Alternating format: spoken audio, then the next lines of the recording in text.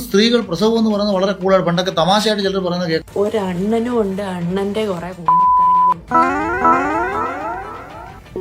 ഇത്ര നിസാരമായിട്ട് സ്ത്രീകൾ വളരെ എൻജോയ് ചെയ്തിരുന്ന ഒരു പ്രോസസ്സിനെ ഇവിടുത്തെ കുറെ ആശുപത്രികളും വന്ന് അങ്ങനെ പല വിവരമില്ലാത്തവന്മാരും പലതും പറഞ്ഞു നടക്കില്ല. ആൻഡ് ആസ് എ ഗൈനക്കോളജിസ്റ്റ് ഒരു നല്ല നമ്പർ ഓഫ് സ്ത്രീകളുടെ ലേബറിലും ഡെലിവറിയിലും എനിക്ക് ഈ സ്ത്രീകളുടെ കൂടെ ഉണ്ടാവാൻ സാധിച്ചിട്ടുണ്ട്. ഇന്നത്തെ കാര്യം താങ്കൾ പറഞ്ഞു, ലേബർ ഒരു എൻജോയ്മെന്റ് നിറഞ്ഞ പ്രോസസ്സാണ്. സ്ത്രീകൾ പ്രസവം എന്ന് പറയുന്നത് വളരെ എൻജോയ് ചെയ്തിരുന്ന ഒരു പ്രോസസ്സിനെ എന്റെ പൊന്നണ്ണ നിങ്ങൾ എന്തൊക്കെയാണ് പറയുന്നത്? വളരെ എൻജോയ് ചെയ്തിരുന്ന ഒരു പ്രോസസ്സിനെ എൻജോയ്മെന്റ് നിറഞ്ഞ പ്രോസസ് ആണെന്നുണ്ടെങ്കിൽ സ്ത്രീകളെ അമ്യൂസ്മെന്റ് പാർക്കിലോ സിനിമാ തിയേറ്ററിലോ പോയി അപ്പുറത്തെ റൂമിൽ പോയി പ്രസവിച്ചാൽ പോയി.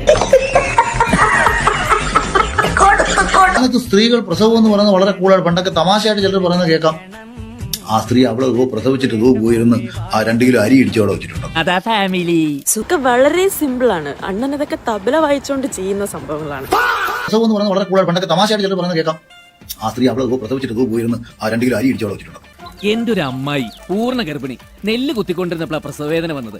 ആ ഒലയ്ക്ക് അങ്ങോട്ടൊന്ന് ചാരി വെച്ചിട്ട് അപ്പുറത്തെ മുറി പോയി കുഞ്ഞിനെ പെറ്റിട്ടിട്ട് ഇപ്പുറത്തേക്ക് വന്നിട്ട് അമ്മായി ഒരൊറ്റ ചോദ്യ, എന്താണ് ആ ബാക്കി നെല്ലും കൂടെ ഞാൻ കുത്തണോന്ന്.